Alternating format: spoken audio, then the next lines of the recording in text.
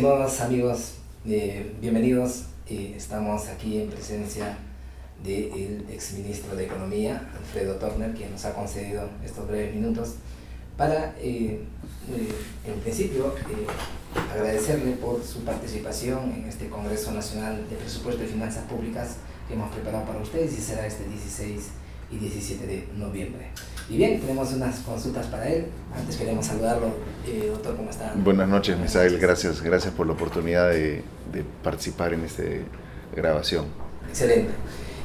Doctor, quisiéramos rápidamente preguntarle, ¿qué aspectos de la gestión pública se tiene que mejorar para dinamizar la reactivación económica del país? Bueno, yo creo que es una pregunta tan general, hay muchas cosas que uno puede priorizar, pero la más importante para mí, como exministro, es el recurso humano.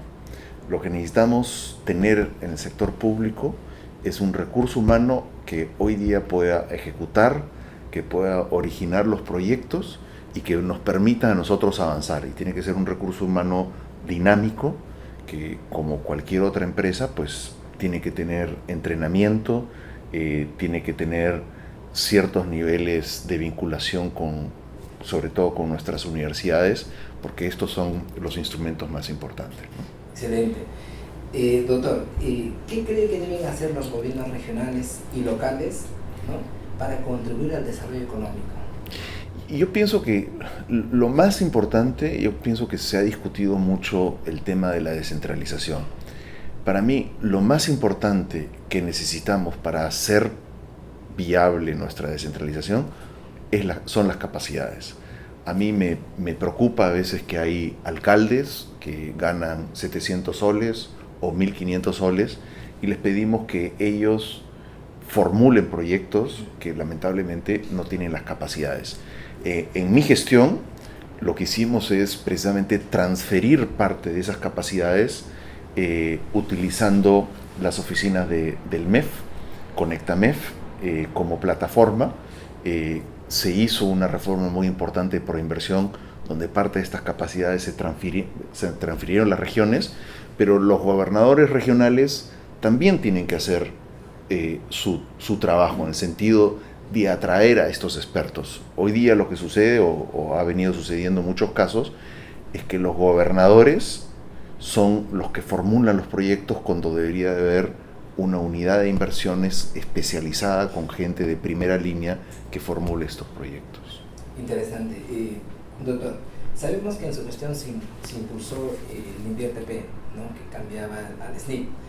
¿Cómo evalúa hasta el momento los avances en su implementación, considerando que se ha disminuido la formulación de proyectos y los niveles de ejecución de los mismos también han bajado? A ver, vayamos por partes. En primer lugar, nosotros hicimos toda la legislación de InvierTP. Creo que es una gran reforma simplificadora, y la idea es precisamente dividir claramente los roles entre la responsabilidad del MEF y la responsabilidad de las unidades formuladoras. Se trató de hacerlo más dinámico. Para los pequeños proyectos de inversión se les exigía solamente una ficha, y los proyectos más sofisticados ya se les exigía un análisis un poquito más detallado que incluía obviamente la evaluación de proyectos. En este momento, gran parte de los proyectos de inversión que se están implementando no son proyectos de InvierTP, son proyectos del ex-SNIP. Y yo pienso que por eso es que la ejecución es muy lenta. En mi opinión, el SNIP tenía demasiados candados, no solamente candados, sino que tenía demasiados procesos alrededor de la aprobación. También hay que contemplar otro problema dentro de la ejecución, que hemos tenido un escándalo de corrupción que yo digo ha sido uno de los más importantes que han habido, que obviamente atemoriza mucho al funcionario. El otro tema que yo quisiera aclarar es que InvierTP va a ser una realidad en el presupuesto que hoy día está en el Congreso, que es el presupuesto del 2018. Esos proyectos van a ser los primeros proyectos originados con InvierTP. Y yo pienso que como ciudadanos tenemos que ser muy celosos de asegurarnos que efectivamente como se dice, el filtro sea un filtro dinámico, que realmente los proyectos salgan rápidos y que se utilice el espíritu de la ley del SNIP. porque lo que usualmente nos pasa es que la propia administración pública empieza a boicotear estas reformas y eso es lo que no podemos permitir, ¿no? Muy bien. Bien, una última pregunta. Sabemos que el Congreso, sus diferentes normas, el Poder Ejecutivo hace lo mismo. Entonces, aquí hay todo una batería de normatividad que se le da al funcionario público, herramientas, metodologías, leyes, reglamentos, en fin. Pero al momento ya de hacer la gestión se encuentran muchos problemas. Entonces, la pregunta es, uno de los factores claves para mejorar los niveles de ejecución presupuestal, ¿no?, a nivel de todas las entidades, es la capacidad de gestión de sus operadores. Ese es por un lado. Además, sabemos que el activo más importante de las organizaciones son las personas. ¿Qué se está haciendo de parte del Estado, o usted qué recomendaciones podría dar para mejorar las competencias de los servidores públicos que en el momento de interpretar o hacer gestión en las entidades tienen los problemas? Mira, es una pregunta muy interesante. Podemos irnos por muchas aristas, pero para mí lo principal es que el sector público tiene que trabajar con las universidades. No solamente las universidades públicas, sino las universidades privadas. Y se tiene que apoyar en el recurso de la universidad precisamente para mejorar la calidad, ya sea la calidad existente o las nuevas capacidades humanas que atrae el sector público.